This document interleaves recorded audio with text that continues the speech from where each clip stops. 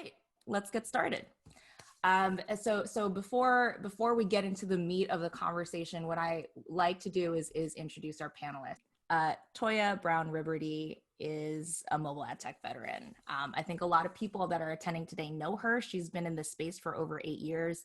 Her career has focused on partner experience, both in the supply and demand side. She's very well known as a mentor, trained several AMs, and has scaled many internationally recognized brands. Thank you for being here, Toya. Leniece is the CEO of Compass Talent Group. It's an HR consultancy group that is unapologetically biased. I love that, towards diversity, equity, and inclusion. She's driven successful results for organizations worth $2 million to $25 billion. Her work's been featured in Vox, Quartz, Psychology Today, Prism, American Express, all the things. She's also served on the board of Breakthrough Silicon Valley and is a data journalism fellow with a plug. Leniece, thank you for being here. All right. Okay. Eniack has over 8 years of experience in people operations. She's responsible for HR initiatives such as employee experience, talent management, comp and benefits. Before Remerge, Eniack worked in the nonprofit sector, very interesting, supporting several underserved populations. I'm curious your perspective coming from the nonprofit sector and mobile. Welcome, Eniack. Thank you for being here. Jayne. Jayne Ward is the Chief of Staff of Big Brothers Big Sisters New York City. She oversees communications, staff learning, government relations, quality assurance, and board relations. She shapes and drives strategic initiatives, managing key partnerships, and she leads the learning agenda for the organization. We have a lot of learning to do. Prior to joining Big Brothers Big Sisters of New York City, she spent years in workforce development with a focus on advancing economic justice. Jayne, welcome. Thank you for being here. And last, but certainly not least, Fahad, Khawaja, with a smile. He is the founder of Hue. He's an award-winning leader, change agent. He has more than 15 years of experience building modern, connected, purpose-driven brands. He launched Hue as a social impact platform to advocate change by amplifying voices of color in marketing. I encourage you to please check out Hue, especially if you're a marketer. It has just about 1,000 likes when he announced that post. I really encourage you to go and visit his website. He's led business transformation across startups and large corporations with category leading brands such as Aveeno, Johnson & Johnson's, American Express, Neutrogena, and others. His work's been featured in the New York Times, Ad Age, and most recently Adweek. Thank you for being here, Fahad. All right. So let's get started. I want to first talk about mobile. Toya, this question is for you. Can you talk about kind of the first time that you felt, okay, D&I may be an issue in the mobile ecosystem? Yeah, no. So I can say, and I think, especially Black people, this is a sense of, you walk into a room, you're always scanning to see, hey, is there another one of us here? If so, let's make eye contact, let's smile. I feel like I have an ally. And I could say the first time, when I stepped into mobile, I worked for a great company. Never felt any, did not feel like I wasn't included, but I think it was the first time I went to my first conference. And you look around the room, and especially being your first time, you haven't made those connections yet. You don't have that network, but you walk in and you realize, okay, I am one of a very few. Again, it's something that unfortunately I think a lot of us are used to, but that was my first time really ever experiencing that. And again, it doesn't mean that I wasn't included and, haven't over the years made those connections and walk into a room and still feel the same thing, but it's still a welcoming sense.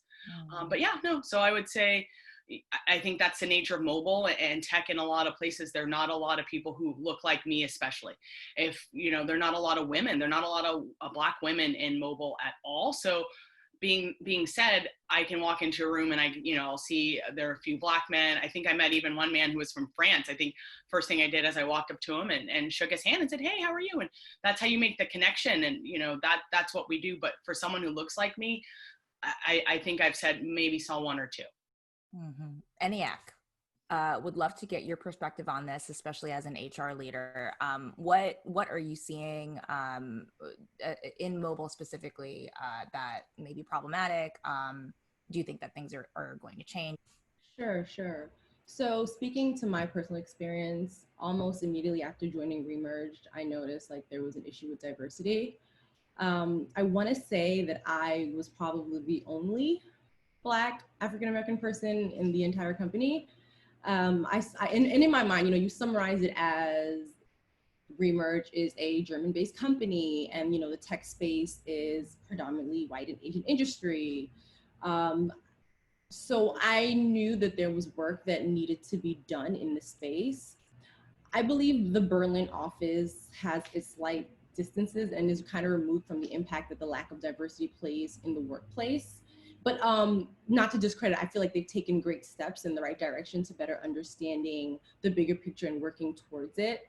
Speaking to, again, previous experience, Remerge was an actual culture shock for me, because coming from the nonprofit, it was an abundance of African-American people in senior roles and director roles. So taking the shift was a little different. It was uneasy. It wasn't anything that I felt personally directed towards me, as if people were against it. Because when I went to Berlin, everyone was welcoming, everyone took the time to interact and engage and kind of get to know me. And in terms of inclusion, I've always felt that, individuals on the team have created spaces for myself and other colleagues to really vocalize their thoughts and concerns. So overall, work needs to be done, but we're tracking in the right direction. Mm-hmm, mm-hmm. And I do, I want to touch on that point. Nikki Khanna's new book, Whiter Asian American Women on Skin, Color, and Colorism. Colorism is a real thing. The mobile space is largely Asian and white.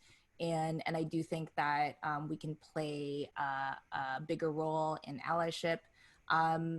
You'll see this spread across different Asian cultures. But even, everybody's talking about Indian matchmaking on Netflix and how, the features on people, even perceptions of beauty are white. So I definitely want to just mention that as we talk about this panel, because we are going to talk about allyship later on and really what that means. But before we do that, let's talk about numbers and benchmarks. Leniece, this next question is for you, and then would love to hear from Fahad and Jayne. McKinsey reports companies in the top quartile for gender diversity outperform their competitors by 15%. And those in the top quartile for ethnic diversity outperformed their competitors by 35%. Yet a 2019 Wired article reports that 5 years ago, large tech companies were comprised mainly of white and Asian men, similar to the makeup of mobile, and this has largely gone unchanged. Leniece, you've published a lot of work in Vox and many other media outlets. What is your take on this, and do you think that things are shifting? Yeah, so a couple things. I have a lot of thoughts on this topic, and I'm so glad that you raised this question, Vicky. The one thing I will say is that what we've seen over the past 6 years, so 2014 was the first major time when you saw in tech transparency around diversity data and numbers. And sadly, what we see is that there hasn't been a lot of progress. So for example, I'm just going to use Facebook. Just because why not? If we look at Facebook in 2014, the number of Black employees was 3%. Today, from their most recent figures, that number has shifted incrementally to 3.8%. What I have to say about that is this. We have been, and when I say we, I mean us as a tech sector, have been really good about setting diversity intentions. We have not been as good around setting diversity metrics and goals and holding ourselves accountable to them. So if Google, for example, Google doesn't set intentions for its ad revenue. Zoom doesn't set intentions for customer acquisition and retention. Amazon doesn't set an intention for when your packages or food deliveries may get delivered. They're very clear on what that's going to be. You will get your Prime Now deliveries within a 1 hour or 2 hour window, period. Zoom, you're going to grow by X% within this particular quarter, period. And Google, we're going to hit certain amount of revenue in terms of ad growth, period. We haven't seen that same level of commitment, and we haven't seen that same level of accountability. So to quote a dear friend and also a marketing leader, Kamala Abdullah-Salman, she said something that stuck out to me that I think is really relevant here to this conversation. And that was, no CEO has ever been ousted for failing to move their diversity numbers. in all the years that they've been measured. D&I is literally the only company priority where you can routinely fail or stagnate and see no consequences. So that's why the numbers haven't moved. The numbers haven't moved because there hasn't been any sort of accountability for them to move. Fahad, would love, so you created Q.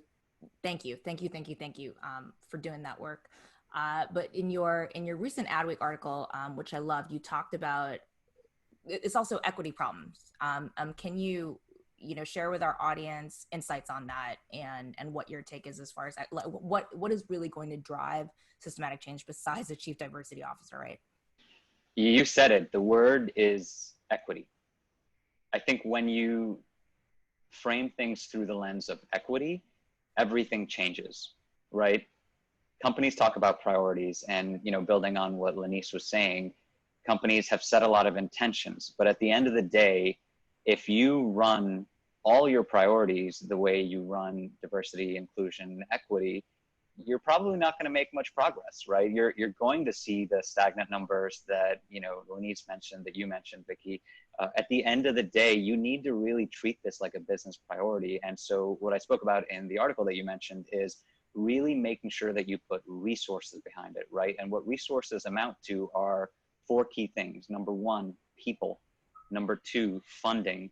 Number 3, tools. And number 4, time, right? You need to have all of those pieces put together to actually be able to focus successfully on equity. You need to build a whole team whose role it is as a function to create an environment that actually fosters and delivers equity, right? Again, it's not just about an intention, it's about delivering on a priority that's central to the company's strategic goals, right? And that, I think, is the key difference. Investing behind an organization the way that you would behind any sort of other company priority. Jayne, you've done a lot of work with economic opportunity in the workforce. What does that mean when it comes to technology? How can we move the needle forward and make it actionable from your perspective? Yeah, it's a really great question. And I think the first thing I would say is part of this work is centering voices like Fahad and Leniece and stop putting white people and whiteness at the center of diversity, equity, and inclusion work. It doesn't work and it's not a good strategy. And you have to be willing to call out and acknowledge the way that whiteness is at the center of a lot of this. Like corporate America was created by white men. Culture fit was a concept that was created by white people, right? There's sort of this systematic piece that we need to undo in order to make this work, which requires us to take a look at everything we do, right? From how we credential degrees, right? How we credential jobs with degrees, which automatically excludes a large percentage of Black and brown people. We have to look at employee referrals, right? That's a tool that a lot of companies utilize, but most of our social networks, most of our professional networks are homogenous from a race and class and ability perspective and all of these different dimensions of diversity. And so when we look at whole industries being homogenous, it's not a huge surprise because we're not actually creating the social capital and social networks for people to make those inroads, right? And even if we look at the economy right now, against the backdrop of COVID-19, 45% of Black people have been laid off as compared to 31% of their white peers. So until we start calling out whiteness and the role that whiteness plays while simultaneously uplifting the voices of the folks who are most impacted by those systems of oppression, we're not really going to get anywhere. I think in terms of tactical steps, right, it requires you to give up your power and privilege, right? This idea has been attributed to a lot of people over time that equity feels like oppression to those with privilege. And when you start to ask people to give up things that are in their own best interest, it starts to get a little hairy, right? Everybody wants to do diversity work. Everybody thinks like inclusion is the new hotness, but equity is like the real stuff that's going to make change. And it's the hardest part. So things like looking at your degree requirements, right? If your most entry-level job requires a bachelor's degree with a master's preferred and 3 years of experience, you're certainly not going to be able to onboard, include, and attract diverse talent. They won't feel included, and it's definitely not equitable. So we have to look at everything because white privilege and white supremacy is embedded in all of this, and we got to be honest about it. Thank you for saying that. Okay, I'm going to launch a poll. Would love to get the audience to participate in this. We just want to know, do you have D&I initiatives at your company? And I'm going to just leave this open for about a minute, then I'll end it and share it. But I want to keep the conversation going. So please participate in this poll. And I will close it in about a minute, but let's keep the conversation going.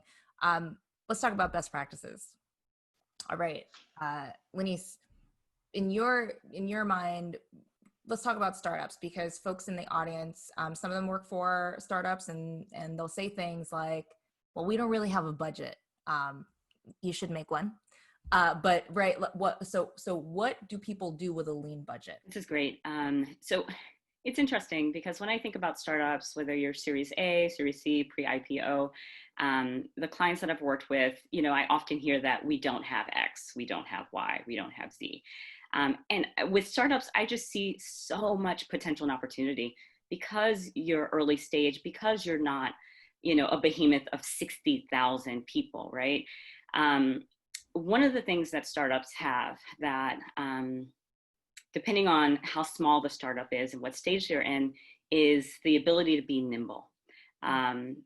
There's research that says company culture is set by the time you've hired your 30th employee.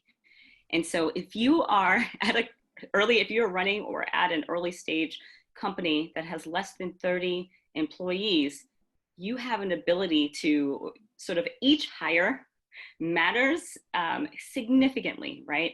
And so what I would say to the lean, to a very early stage company or lean startup is that it starts with your people, as Fahad mentioned.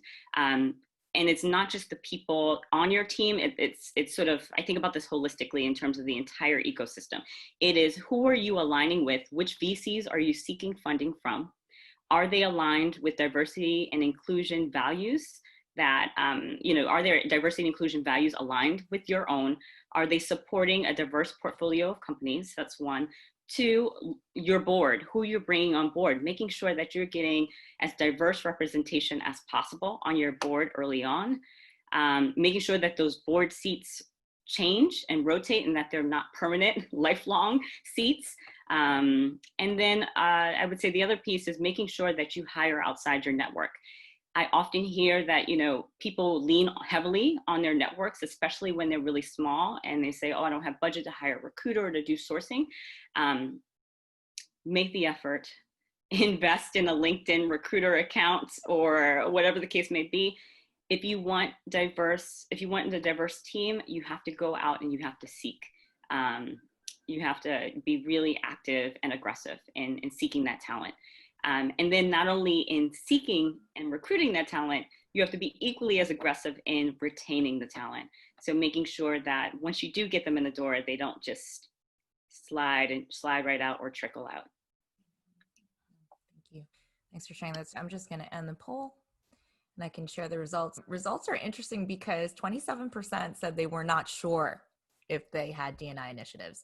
And that's a problem. That's a problem. That's basically, in my mind, that's a no, right? But we'll talk about that in a second because you know, communication may be problematic, things like that. Fahad, what companies, you know, just maybe you can layer on to what Leniece just shared, but what companies do you think are doing it right? Right, we have large enterprise companies. They've been publicizing their D&I metrics for a while. Do you think any companies are doing it correctly? And if not, what should these large companies do to do better? I think it's a great question. The first thing I'll say is nobody is doing it perfectly, but nobody expects that anyone would be doing it perfectly. You know, when you talk to employees, and you know, I've been talking to a lot of people in the marketing field, right, related to Hugh, and frankly, even before that. And at the end of the day, no one is asking that any company be perfect. What they're asking for is plans that are specific, measurable, time-bound. And I think there are some companies out there that are doing it.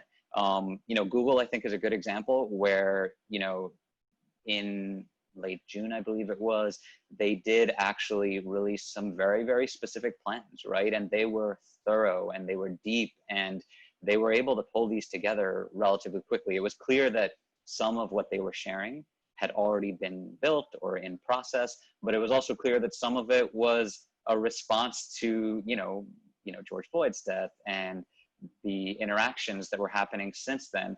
But I think they're one example where, again, they had very specific goals in terms of percentages of, where they're going to be by X time in Y way, right? The more specificity you have in terms of your goal and the path to getting there, the better it is. But again, no one's going to expect you to be perfect. I think the more companies, though, that are transparent and publicly disclose their data as well as their plans, the better it'll be for the industry, right? It's that idea that, the rising tide lifts all boats and everyone will want to compete with their peers, right? Because competition for talent is fierce and there's a lot of directions that people can go. And if you want the best talent, you're going to need to step up and offer them the opportunities to get ahead. Jayne, do you have anything to add to that? Yeah, I think it's a really interesting question because the data that we often see companies publishing are their diversity stats. We don't really see companies releasing the results of their employee engagement surveys or talking about how they're really moving the needle around equity because that often paints like a less flattering and PR friendly picture. So the truth is we don't really know. And I think the thing that we can encourage industries and companies to look at is think about how your industry intersects with systems of oppression, right? I work in the nonprofit sector, which is, tends to be viewed in a flattering light in this area. And when we're talking about education, if we're not talking about redlining, then we're missing it. And so we need to look at the intersection between our industries and how they support or dismantle systems of oppression. I think the other thing I would offer is that partnerships really matter. A lot of companies are undertaking this work sort of from the beginning or at the early stages, and expecting that you and your people on your team are going to become experts overnight is probably not gonna set you up for success. I think organizations are like Big Brothers, Big Sisters are great if you're looking for the opportunity to partner and think about how your employees can get involved in igniting potential. And if you're looking for hiring resources, I think organizations like Co-op Careers, which is based in the Bay Area in New York City and is focused on overcoming underemployment for first-generation college grads, because the truth is a college degree without connections isn't necessarily going to get you access to that livable wage, upwardly mobile job. And so they're doing great work, I think, with digital marketing and tech sales and in the data analytics space. So I think if folks are looking for a partnership, Co-op is a great place to start if you're looking to hire. And not to mention Hugh, definitely, this is especially if you are a marketer, I think that is an amazing resource. Toya, you've managed a lot of teams. How, right, from a leadership perspective, how do you ensure that people are included in a conversation? Are there goals and there are benchmarks? I mean, we talk about radical transparency. We talk about, I love that, Fahad, you talked about smart metrics. Everybody on this call should know what KPIs are, right? How have you ensured that you've had an inclusive team?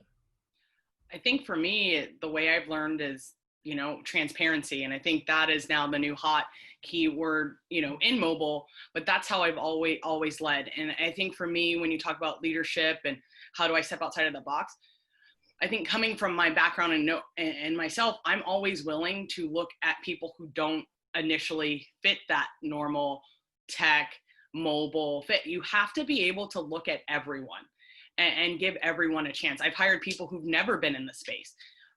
And they've done well. I think one of my hires is now managing, a team of account managers and had never actually worked in the space. It's giving people an opportunity to prove themselves. And when you let someone bet on themselves and give them autonomy and set goals up that work for them and encouragement, I think, you watch, you see a lot of people, you watch some of these shows on TV and you hear a lot of screaming and yelling, and you don't have to yell at someone. You don't have to demean someone to get them to work their best. The way you do that is you encourage them. It comes with, sometimes just having a basic conversation and getting to know them. And so when I set my KPIs my OKRs for the team, it's looking at, of course, the whole revenue picture from the company's perspective, but then looking at them individually, and that's getting to know them and where their strengths are, and being able to set them up for success. And in places where they need the additional, time and mentorship, that's where you do your job as their manager, as their leader, to really help them, come up. And when you take a step back, and I know this probably doesn't go to the question asked now,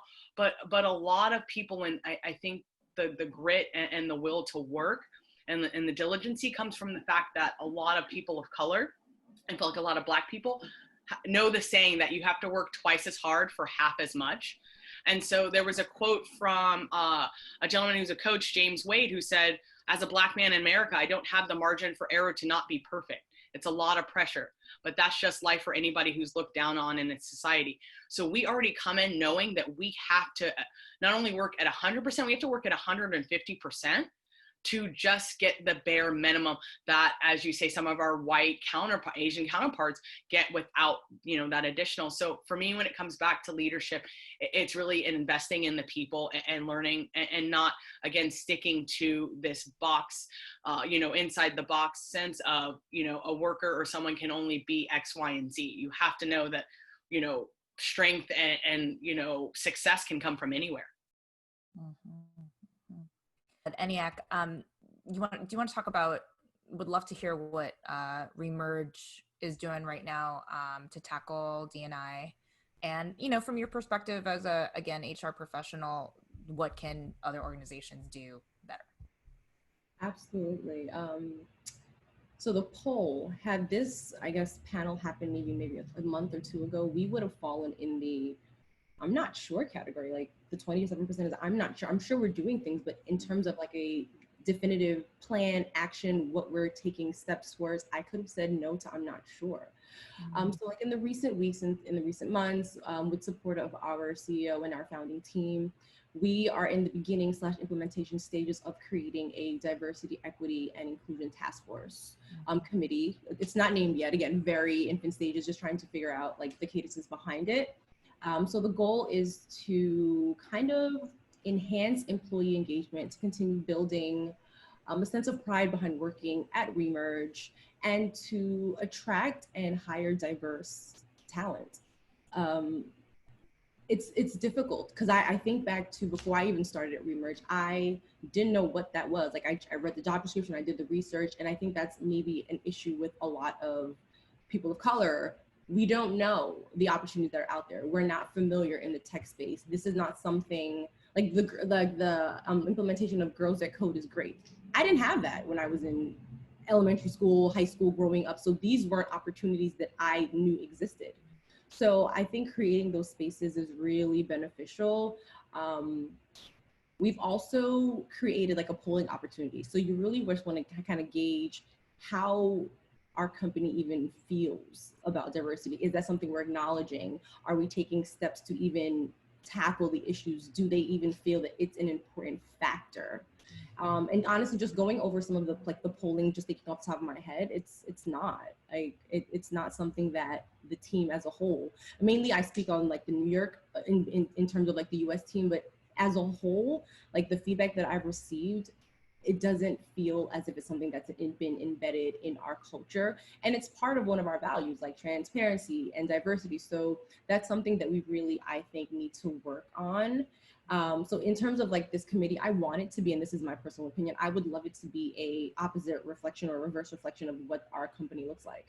And I'm not saying we're excluding white people or excluding Europeans, but I want it to be, it's so funny, like people talk about it needs to be collaborative, it needs to be diverse, but in actuality, our company is not diverse. So if you think of the percentage of how many, white people have to be in this committee and how many people of color and all of those things, like I would love it to be like the reverse reflection of what we're trying to do. And in terms of other companies, listen, like what are the things that your employees are speaking to or asking for? Because it's not like no one's saying anything. It's taking the time to actually acknowledge and listen. What are they saying? What are they asking? What are things that maybe are underlying things? Maybe someone isn't as vocal, but what are things that people have brought up? 360 feedback, anonymous surveys. These things are tools that individuals are using. So like where is what's being done with the data. How are we tackling these things? So there are a few, I think like a handful of things that you can do just as low-hanging fruit, just to get a better understanding of what is needed from a employee standpoint to make the company as a whole more diverse. I love that. I love that. All right, I'm going to launch another poll for the audience. And this is on feedback. So the question is, what current roadblocks do you believe your company is facing regarding these initiatives? No funding, bad communication, lack of understanding of the issues, none, etc. So while y'all fill that out, I'll close it in about a minute. Just give everybody a chance to participate in the poll. We've talked about the diversity gap, kind of steps on what we could do about it. But let's talk about specific actionable steps that maybe small, medium, large companies can take. And I want to start with Leniece. So Leniece, you talked about this is what a lean budget looks like. But what about a mid-sized, large budget? What does that look like for the folks that are in the audience today that come from that? Sure. So I think one of the missteps I see companies of all sizes taking is that DE&I is often siloed. It is sort of, annexed into its own sort of function within the company, and it's not deeply embedded or integrated across every single business function. And I think that is a huge misstep and a huge opportunity for companies that are able to either rebuild or restructure their organization really quickly. So for example, what do I mean by that? A couple things. When I think about I'll just put it this way: there's a lot of hubris involved to think that you can just sort of build a product and it's going to be universally used and accepted without having demographics that reflect its users involved in all parts of that process. So for example, you need diversity in finance, you need diversity in operations, you need diversity in legal, you need diversity in people ops, you need diversity in sales, in marketing, in engineering, in product, in every single facet of the company. There needs to be diverse voices, not just represented, but also heard and at the table. And so I would say that is a big piece of the puzzle. I would also say that there are so many learnings. There are so many missteps that have been made, so many cases that you can look toward and say, okay, many companies have gotten this wrong, and what can we learn from that, and how can we avoid that, right? You think about right now, the really sexy technology is AI, and Google and many others recently realized, wait a second, we have a color bias in our algorithm. We actually can't detect skin tones that are deep or dark to a certain extent. So what that means is that our product doesn't work for certain complexions of people. And so, I would argue that if you had people of color represented in the engineering and the product teams, missteps like that are really costly and literally can be a matter of life and death for your customers and for society, they just wouldn't happen, or they would be severely minimized. So that's what I think of. That's sort of what comes to mind for me in terms of what companies can do.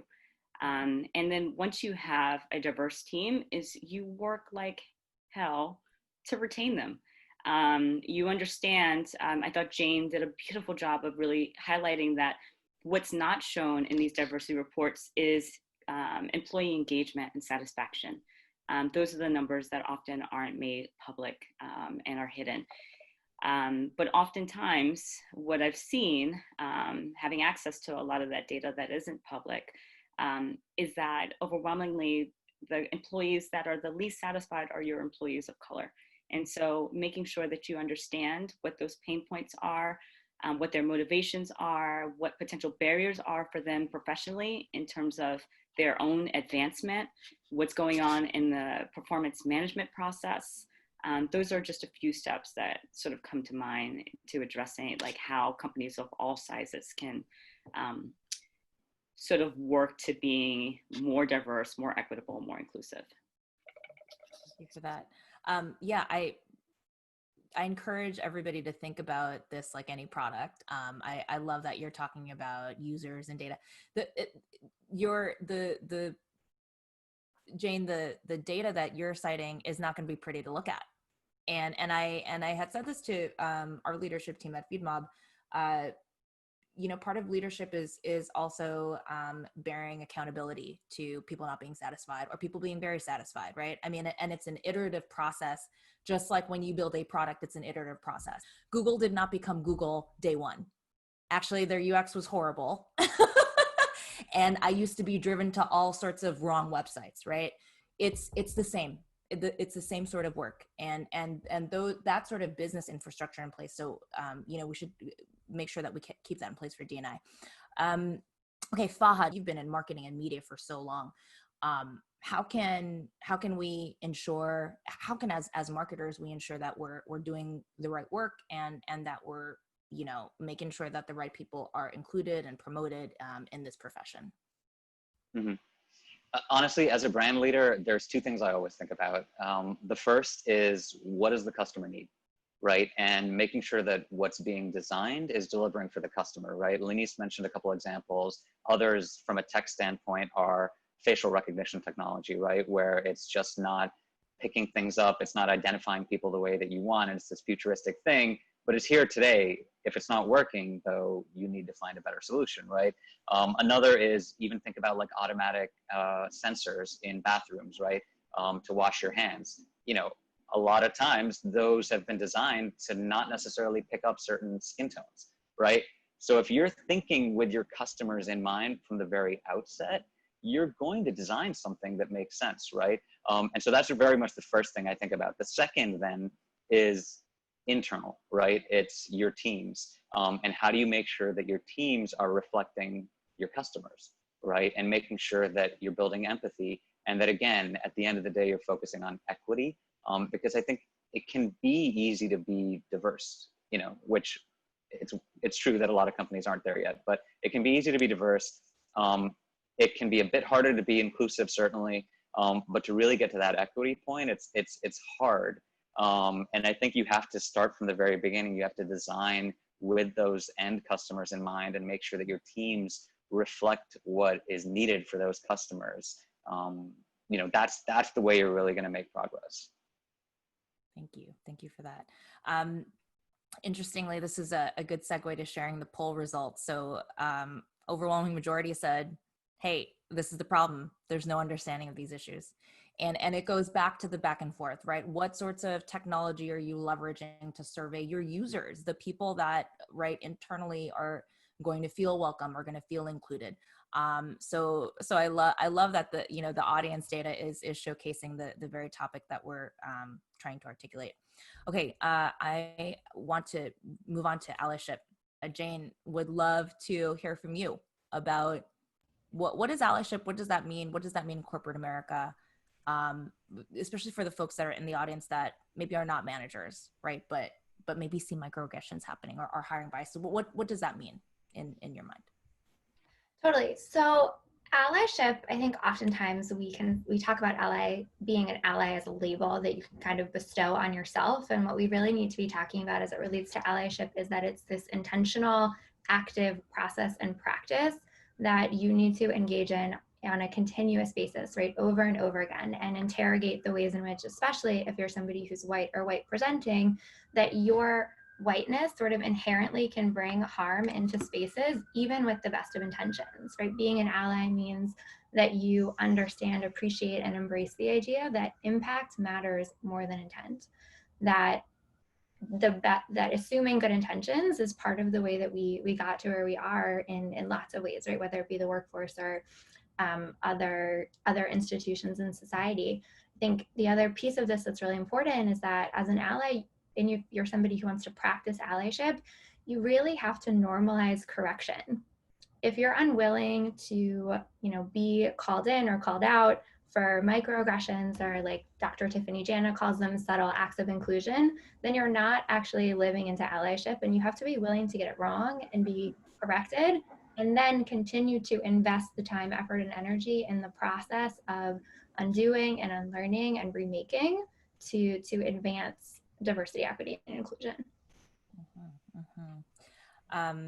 I love that you said, hey, listen, you have to be okay with feedback, even if it's critical. I think that everybody in technology likes to talk about growth mindset. That's growth mindset. You can't just use it for the one thing that you are picking if you want to be an active ally. I'm going to launch a poll about allyship. It's pretty straightforward. Would love the audience to participate. Do you believe you're an effective ally? There's multiple choices in here. We'll close that out in a few minutes, but the next question, I'd like to get Eniack's perspective. So Eniack, you're seeing that there is an underrepresentation in mobile. How do we encourage allyship? So there's leadership that we talked about, board level, et cetera. How do you see kind of peer-to-peer allyship facilitating the amplification of people of color? Awesome. Yeah, I think that's also like a really great question. I think the additional work needs to be done. I think we need to find ways to tap into areas of talent that we normally wouldn't venture off into. For me, it's there's so many different avenues, but for me, like a tech organization, you need to create mentorship. You need to create vocational training opportunities to support individuals that are interested in the space, but realistically would not have any entryway into this. So finding a way to, once you created this mentorship relationship, you created this training, create a successful path for that individual. Make it so that's a normal cadence. You have an intern, and then once that intern develops into however the role sees fit, what's the next step? Are we hiring this person?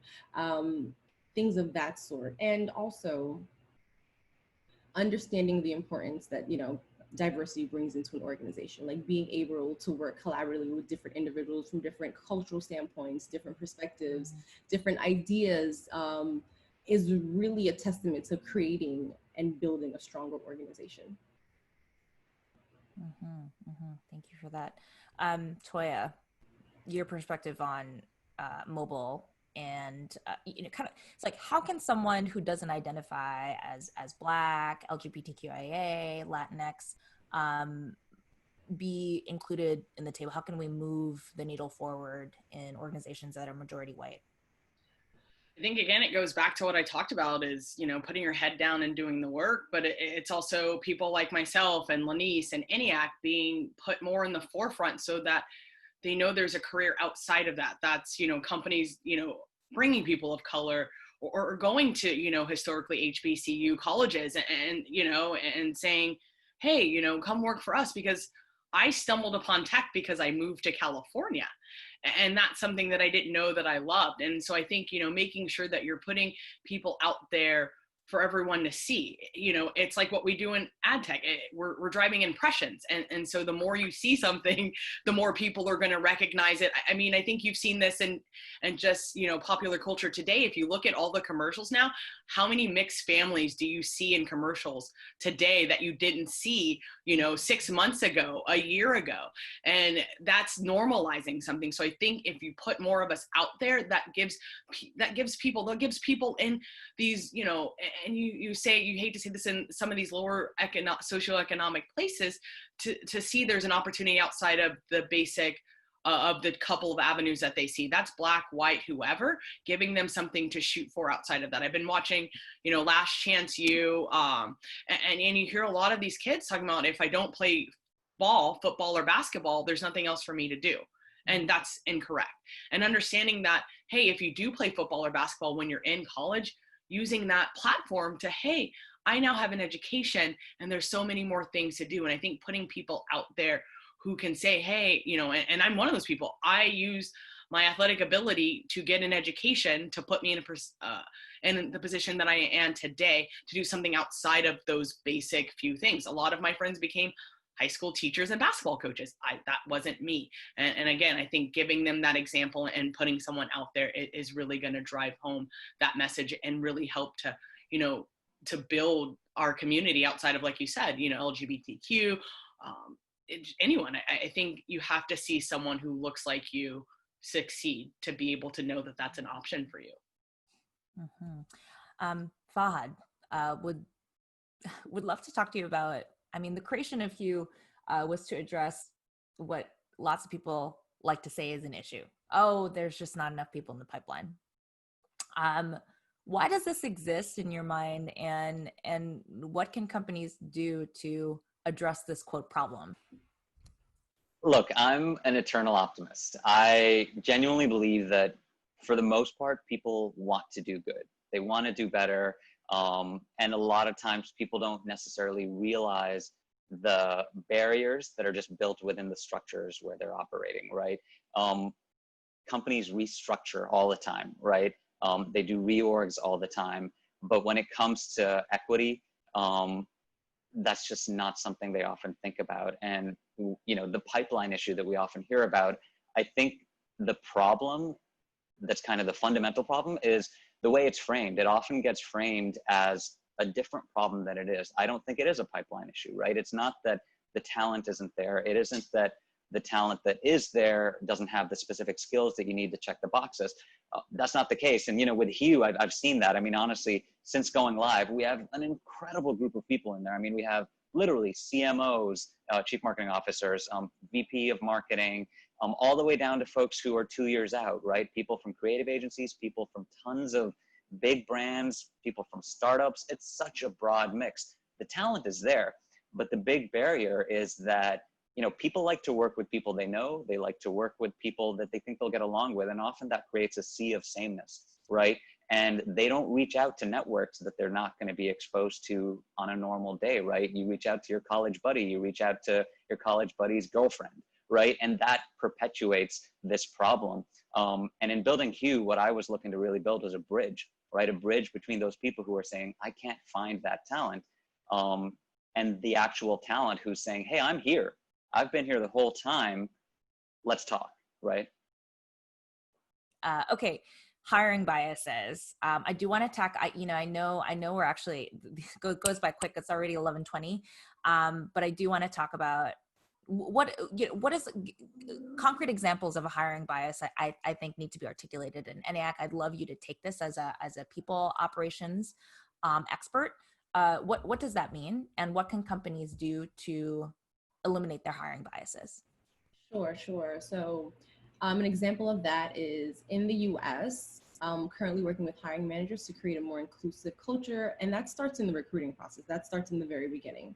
So what I've done is I have gone through our most recent job postings and really dissected the verbiage. So just to understand some of the words, some of the words can be associated with gender specific roles.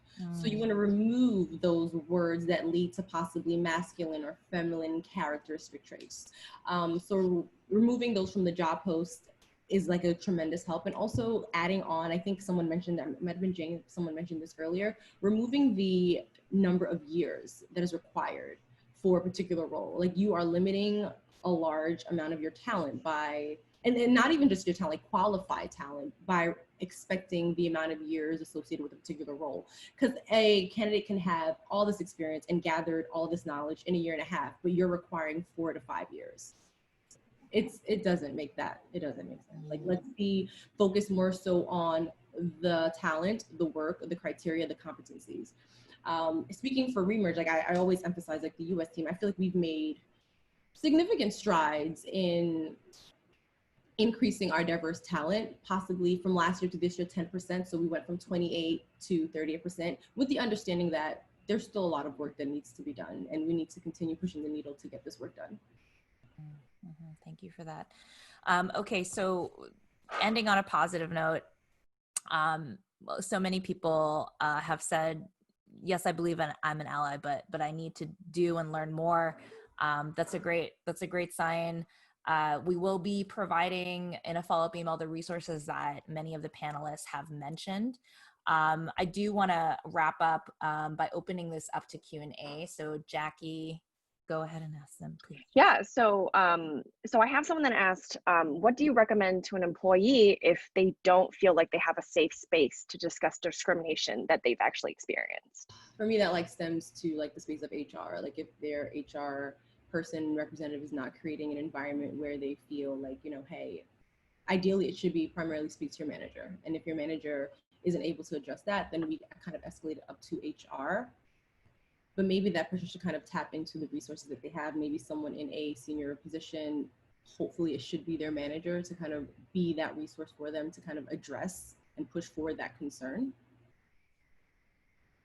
And sometimes, just a quick build on that, depending on the company you're at, if you don't feel comfortable talking to your manager or your HR lead or whoever it may be, a lot of companies have external support that they actually contract. So like an EAC, where you can actually, you know, call someone and, you know, recognize that that won't necessarily be reported. So that can often be helpful depending on the company you're at. What also could help, honestly, is just talk to the people in your life. You know, talk to the people that you trust, mentors, people who advocate for you, people who know you, because often just getting that insight from them will help you see things clearly because they've got an outside view. But it's not an easy thing. You know, I know I've been in that situation before. Probably many of us have been in similar situations. You know, there is no one right answer, but finding someone who you really feel like you can trust, where you won't have necessarily negative repercussions, is going to be important. Mm-hmm. I'm sorry. I have something to add to that. I don't know. I'm saying sorry. I think it's because I'm a woman and I'm trained to say sorry a lot. So I'm not sorry for saying this. I think that when you're in that particular position, I've been in that position many times. I used to work in politics. There was many situations like that. If you feel like your manager is not providing a safe space, escalate. That is one of those situations where I really believe that the company should not tolerate that. And if you believe that you are worthy and you're worth it, and if this is not a safe space for you to grow and facilitate growth, get out of there. There are other employers like Remerge, like FeedMob, who will institute policies so that there is not that kind of feeling for their employees. It does not facilitate growth. It does not provide a revenue stream for the company. It does not provide competition for the company as far as its ability to be competitive towards their peers. So know that you know that if you escalate past your manager to HR, etc., and you still feel like you're not being heard, shake up your network tree. There are people on this call. Q is out there for you. There are resources out there to make sure that this is just not, you know, it's taken very seriously, and companies that don't take accountability are held to a certain standard. That's just my opinion. Okay. Next question, Jackie. Yep, we have another question. How can accountability be created, especially without any type of policy? I can start us off, and the truth is it can't. Like, if there's not investment of resources, financial and otherwise, policy and otherwise, inside of a company that really comes and is bought into and driven by the folks who hold the most power, privilege, and influence at your organization, it's extremely hard to make that change. And so as we think about what this looks like in practice, the resources are critically important. And without those resources, it becomes very hard to move the needle. To piggyback off of what Jayne said, you know, you can't have it. And I think what we're seeing in today's society, the way you're holding people accountable is social media. Is that you're broadcasting this, you're putting things on live, you're taking these conversations and you're screenshotting them and you're putting them out there to your network to hold people and companies accountable, because you should have a policy to be able to address that, especially today where we are, you know, we're almost 4 months, you know, removed from the George Floyd killings and everything that's happened. Then yeah, that's what people are doing, and that's how you're holding people accountable is social media today. As a quick build on that, I would say documentation is important. If you ever feel like you're in a position where, you know, things aren't quite going the way that you want, start writing stuff down, start saving things that you think are going to show a trail, right, of discussions that happen, promises that might have been made. Make sure that you're able to show that there is a clear level of documentation, because you might need that at some point later. And, you have to do what's important to protect yourself, and make sure that, the companies really are held accountable with data, because, that's what talks. Agreed. And ask your leadership team. Just want to make sure that everybody in this call, ask your leadership team, right? I mean, if there's something that isn't implemented, or you want to know what the status is on something, I can speak for FeedMob, right? We're a startup. There are many things that we're trying to implement now, but hold your leadership team accountable. Ask them, say, hey, when are you publishing our D&I numbers? Is that coming out cute? When can I expect that? And then when they respond, document everything so that they can be held accountable. All right. I want to wrap up with our last question. It looks like people are asking for resources, which is great. Maybe we can wrap up by just having everybody on this panel make some closing statements. We'll start with Eniack, then I'll go around. Awesome, thank you. Kick us off. In terms of just overall communication, this was for me, a really eye-opening conversation. It's something that needed to be done. It's something that overall should have happened maybe some time ago, but better in a sense late than never. Being able to vocalize things that are happening in our day-to-day, are happening in the world. We really didn't even touch on the bigger issue. We kind of kept it in the space of mobile and how we are each individually doing the work that we need or feel that each our companies needs, but just taking it from taking a step back and acknowledging that there's so much more that we all can do in our individual spaces, in our spaces of leadership, just to kind of continue working forward to do this work. Thank you so much, Eniack. Fahad, any closing remarks, resources you want to shout out? Sure. I think what's important for us to all focus on is equity. And what that means is focusing on the health and wealth of our communities, right? Across the board. In terms of resources, Hugh is one that I would say, is something you should tap into. There's a lot of opportunity to just increase access to people that you may not have had access to. And there are also jobs there that people have been posting, so we've been getting good traction there.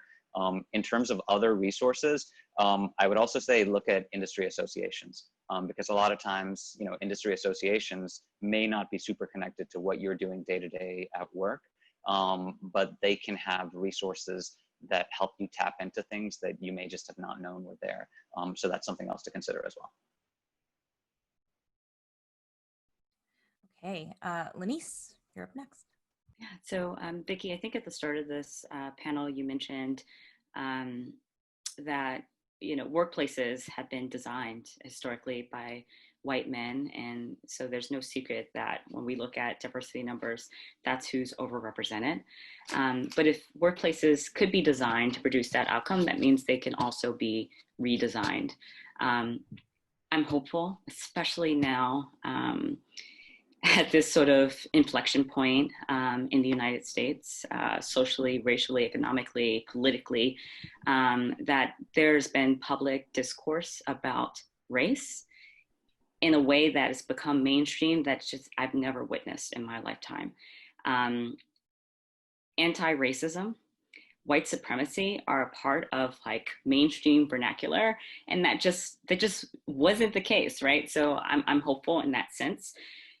There's so many resources I could share, and so I'm trying to just focus it and narrow it on a few. I think one of the things is, and Jayne talked about sort of decentering whiteness, is opening up your consumption. So the publications that you read, there are two that I highly recommend. The plug, shameless plug here. I am a journalism fellow with them, but they are a Black tech publication supported by New Profit, K-Poor Center, you name it.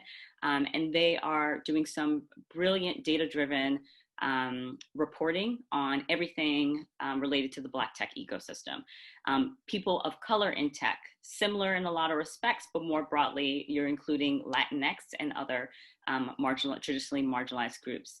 Digital Undivided is an incredible think tank that twice a year publishes data specifically looking at Latinx women and Black women within tech. Two groups and intersectional identities that often are erased or completely ignored, especially in diversity reports. K-Poor Center, they have DEI Advocates Group. If you don't have a team member that is a part of that, I highly recommend that you join and get involved there. All of those tools, the sort of resources that I mentioned, will help you get steeped into what the experiences of people of color are like in tech, and also help you understand like not only what the experiences are and the challenges, but also what the unique opportunities are and ways for you to sort of tap in. If you want additional resources, I'm happy to sort of follow up offline and share those. Thank you, Leniece. I think that's plenty. But I mean, of course, we'll again compile everybody's resources and make sure that that's sent via follow-up. Jayne, you're up next, and then we'll close it off with Toya. Yeah, I think something I would offer is, similar to what Leniece shared, what we're talking about is not new. It's the way that we're talking about it that's novel. And if you are a person who holds power and privilege at your organization, or if you're a person who can move and drive change at your organization, I can guarantee you that your Black and brown staff are experiencing microaggressions at the hands of their white colleagues. And sort of operating from that idea and recognizing that you have work to do, even if you have a diverse team, is where we all kind of need to be on the same page, right? Bias exists, everybody has it, and we got to get clear on how we become more mindful of it so it doesn't cause harm that is both economic, psychological, physiological to folks on our teams and in our industries.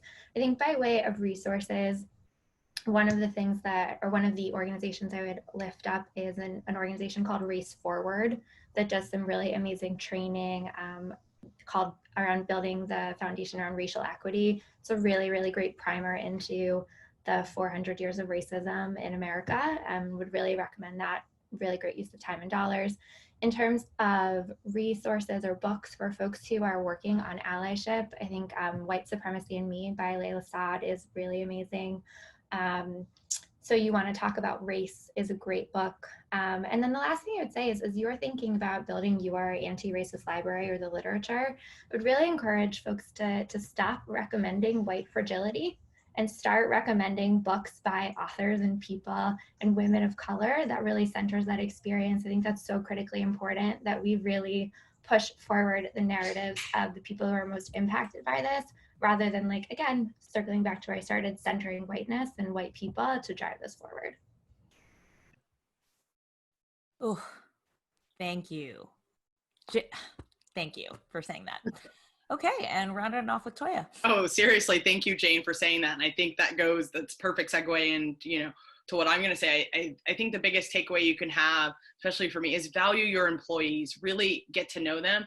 And then, take what I said and uplift the people of color in your network, uplift the people of color at your company, and, put them out there, because we have a lot of great things to say. We're a part of your company for a reason. I know we provide value, but give us that extra, that extra oomph, that we see a lot of our white and, Asian counterparts that receive. And, so that we can, walk into a room and people are like, oh, hey, there's Toya, there's Eniack, there's Leniece. These are people we want to get to know, instead of, oh, who's that over there?